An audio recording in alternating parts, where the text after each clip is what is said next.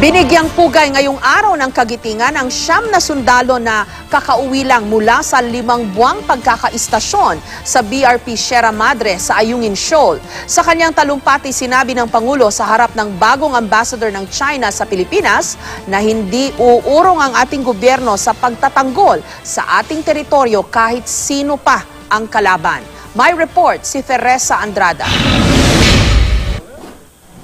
Nasa gitna ng kawalan, napapaligiran ng karagatan at sinusuong ang mga hamon maprotektahan lang ang ating teritoryo. Matapos ang 5 buwang pagkakahimpil sa BRP Sierra Madre sa Ayungin Shoal, pinarangalan ni Pangulong Noynoy Aquino ang 9 na kawal, akma sa paggunita ng Araw ng Kagitingan. Halos wala silang komunikasyon sa kanilang mga pamilya. May mga pagkakataon pang hinaharang ang pinapadala natin mga gamit at pagkain sa kanila. Kaya naman po, kasama na ating mga veterano, kabilang din na mga kawal na tulad nila sa mga kinikilala natin ngayon. Saludo po ang sambayanang Pilipino sa inyo. Pero gaano man kadedikado ng ating mga sundalo, batid daw ng Pangulo na hindi ito sapat.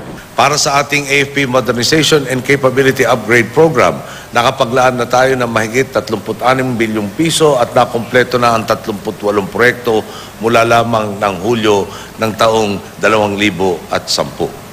Hanggang Marso ng 2014. Inaasahang mapapalakas nito ang ating depensa sa West Philippine Sea. Sa pagkakataong sinasakop ang ating bayan, naging laban na rin natin ang kanilang laban. Noon pa man po, malinaw na sa mga Pilipino. Maliit man tayo, kung nasa tama tayo, lalaban tayo. Sinabi ito ng Pangulo sa harap mismo ng bagong talagang Chinese Ambassador to the Philippines na si Zhao Jianhua na tumangging magbigay ng pahayag.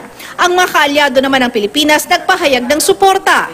Japan will continue to contribute proactively to the peace, stability, and prosperity, not only for this region, but also for the international community.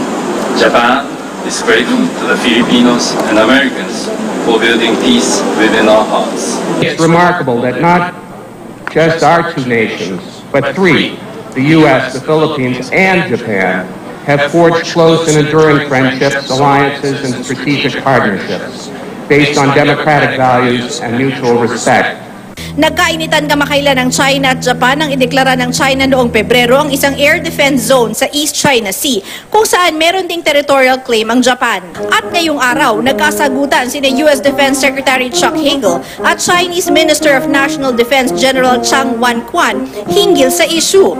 Iginiit ni Secretary Hagel na walang karapatan ng anumang bansa na basta-basta na lang magtatag ng air defense zone na hindi man lang kumukonsulta sa international community.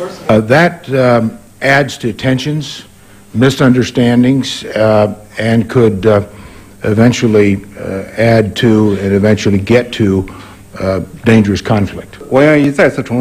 Pero mabigat ang naging sagot ng China sa isyu ng agawan ng teritoryo, wala raw silang sisinuhin. Habang tumatapang ang mga pahayag ng China, patuloy ang pagbalangkas sa increased rotational presence ng mga tropang Amerikano sa Pilipinas.